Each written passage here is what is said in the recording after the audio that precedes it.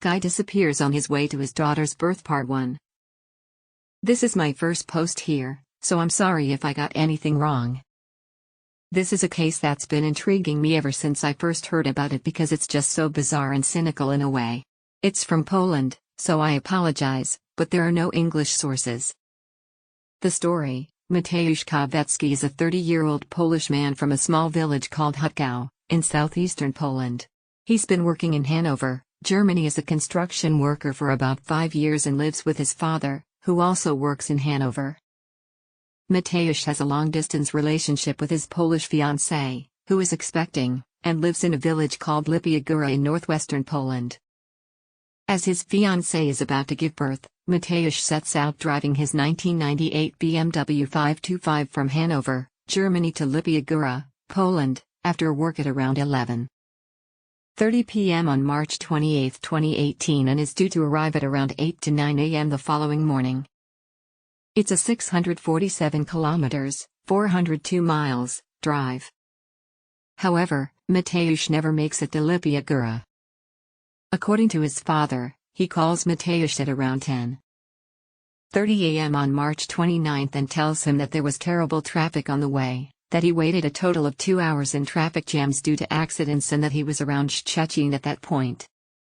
Szczecin is a town on the Polish-German border. On the way to Lipia Góra he has around 214 kilometers, 133 miles, to go from there.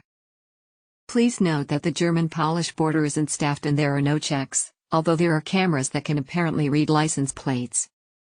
He also sends a text message to his fiancée saying that he'd get there in around 2 hours, but he never made it to his fiancée's and this is in fact the last communication with Mateusz.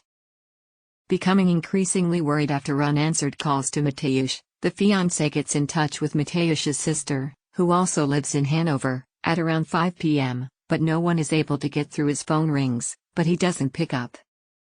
Later that evening, Mateusz's mom goes to the police, but they discourage her from filing a report as it's too early and Mateusz will likely turn up. Anyway, the family reports Mateusz as missing in both Germany and Poland, but the German police refuse to investigate, so long as Polish police are on the case. This disconnect and bureaucratic barrier between the German and Polish police is quite apparent throughout this entire ordeal. The family then asked the Polish police to locate Mateusz's cell phone, which was apparently on for a couple of days after his disappearance, but the police were unable to do so as Mateusz was using a German SIM card.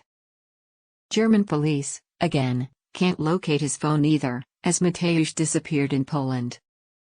Later, Polish police claim that Mateusz's phone was never connected to a Polish network. It is unclear where Mateusz received the call from his father. Frustrated with the police, Mateusz's family begins their own investigation and thoroughly checks the entire route, going into side streets, checking with gas station staff, asking for video surveillance, going around markets in towns near the border with Mateusz's picture, and posting posters with his image. Unfortunately, no new clues appear for the next 6 months, and it seems that Mateusz, along with his car, just disappeared into thin air.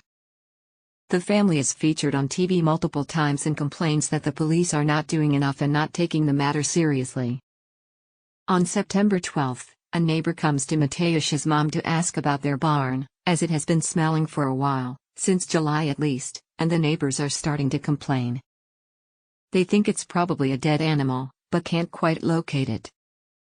The neighbor eventually asks the mother if he can check below the barn's roof. Half of the barn was walled off, creating a room and an attic on top of that room. She agrees, so he climbs up and sees a pile of clothes. Upon closer inspection, he finds out it's actually a dead human body, a severed head and a torso. There are also 2 nooses hanging from the roof and a backpack on the floor. All the stuff seems to be Mateusz's, yet the corpse is too decomposed to be ID'd.